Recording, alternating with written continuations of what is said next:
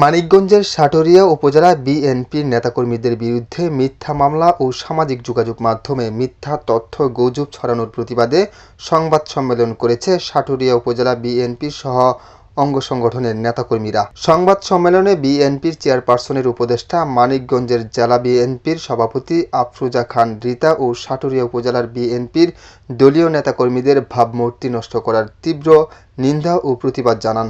সেই সাথে দোষীদের আইনের আওতায় এনে বিচারের দাবি জানান দলীয় নেতাকর্মীরা।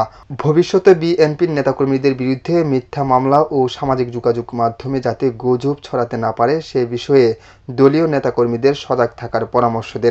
এ সময় সাটুরিয়া উপজেলা বিএনপি সভাপতি আব্দুল কুদ্দুস খান, মজলিস মাখন, সাটুরিয়া উপজেলা বিএনপির সাধারণ সম্পাদক মোহাম্মদ আবুল বাশার সরকার সহ উপজেলা বিএনপির বিভিন্ন অঙ্গ সংগঠনের নেতাকর্মীরা উপস্থিত ছিলেন। সাইফুল ইসলাম, আমার বার্তা, সাটুরিয়া।